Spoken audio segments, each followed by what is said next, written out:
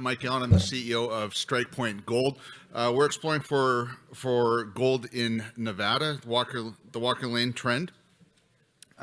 Read the cautionary statements at your leisure. We have copies at the booth if you want to read it yourself. The way that I like to construct a company is sort of like what Robert was talking about. Manage your risk in the company by putting in three pillars to support the company. A backstop of value, which Strikepoint has in our BC assets. We have some properties in the Golden Triangle. An experienced management team. I've been working in Nevada for about 15 years, and an exploration upside. So you've got a backstop of value to protect your investment, a management team that can grow your investment, and a reason why your investment will grow with an exploration upside to it.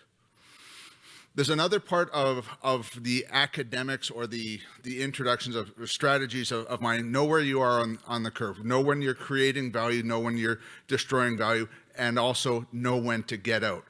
At Strikepoint, we're on this is called the Lassonde curve, and we're on the early part of the Lassonde curve with our BC projects, a bit more advanced. They're at resource stage, but our Cooperite gold project in Nevada is an early stage exploration project. It's a great target that, through a quirk in U.S. history, has never been explored, and it's one of the largest alteration cells in the Walker Lane that is yet to be explored. The Walker Lane, throughout Nevada's history, has been somewhat underexplored.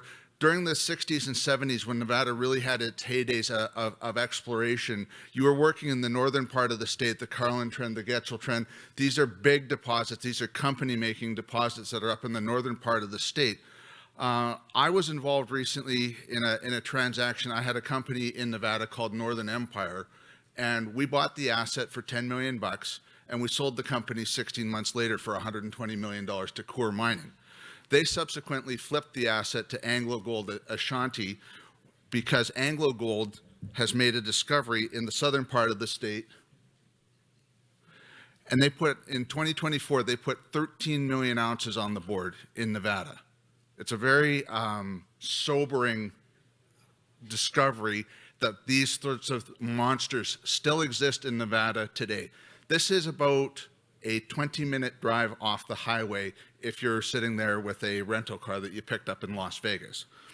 So it's an easy place to get to, easy place to work. Nevada also has the advantage, it is probably the tier 1 jurisdiction. Any mining company on the planet that is comfortable doing mining is comfortable doing business in Nevada. That leads to premium takeouts, and you can actually really monetize an asset quickly as you move through. So we're about 3 hours outside of Las Vegas. Again, fly in. Anybody in the world can get to Las Vegas in overnight flight. That's what it's designed for. Hop on a rental truck and then you're on site. Very easy to get to, great infrastructure, all those other wonderful things. What attracted us to the target and getting a little bit into the geology? In the Walker Lane, there's a pattern of deposits that's been developed over the last little while. There's been several discoveries, and they're on these caldera margins. Caldera is an ancient volcano. Think Mount St. Helens that went bang.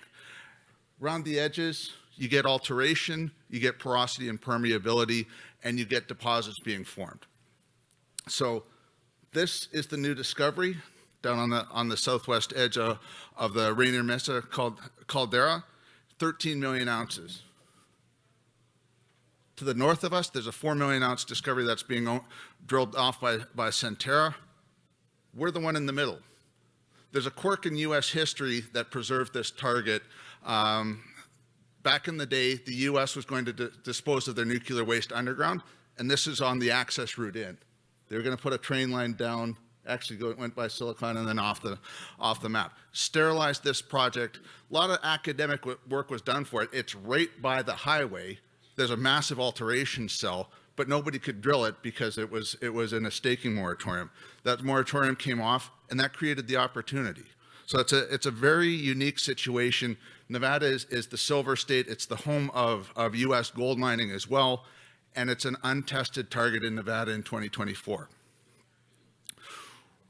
So we like this project a lot because it is similar to the new discovery to the south, the Silicon Merlin discovery. It's a caldera margin play. We're on a caldera margin alteration, steam heated alteration at surface, a little bit of geology here, and then a big mercury anomaly.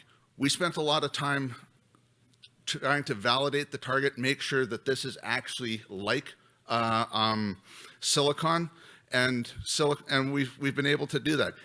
We've got a big mercury anomaly at surface. We're able to see the structures at depth, and we've gone out there. We permitted in 2 weeks, and we were able to go out there and start drilling. We drilled in Q1 of 2024, and we're expecting results on our first pass of drilling by the end of the month. So there's an opportunity now.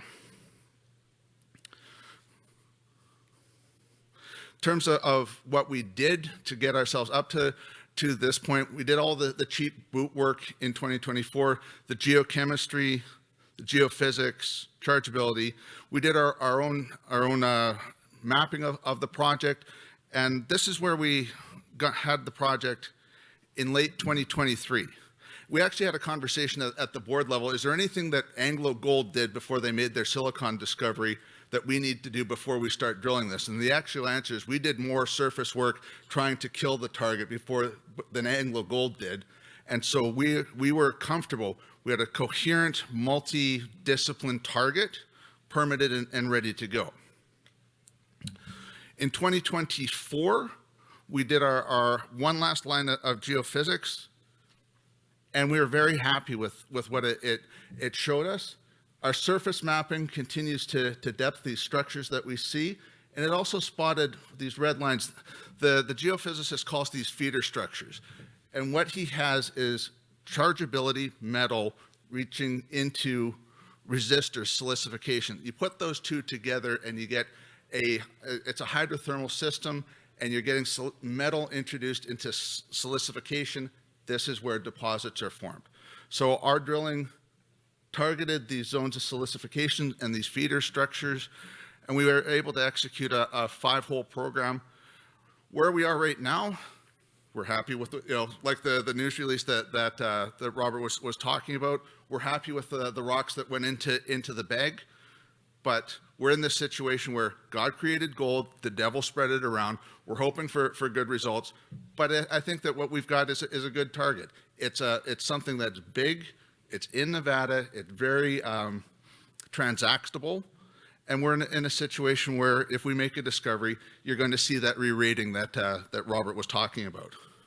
In terms of the share structure, 263 million outstanding. This is a mature company.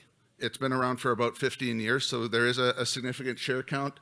As of March 31st, we had about 3.1. This is before we did the drilling. That true number is probably about $2 million Canadian right now. We did the financing. We did a financing just around PDAC. We raised $2 million for the program. Management took down 10% of that $2 million, and 7 of the 10 largest shareholders are management. I'm number 4 on the list. So we've got 3 funds in front of me, and then I'm number 4 on the list in terms of shareholders. So putting your money in. Pathfinder came in as part of the financing. They were our lead order. We brought them down to site a couple of weeks ago. They're very happy with what they've seen so far, and yeah, we're ready to go.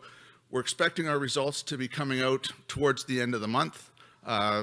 They said 6 weeks for the lab, so we're getting into the zone where we're in that time to expect them from the lab. We do retain our BC projects. They're up in the Golden Triangle.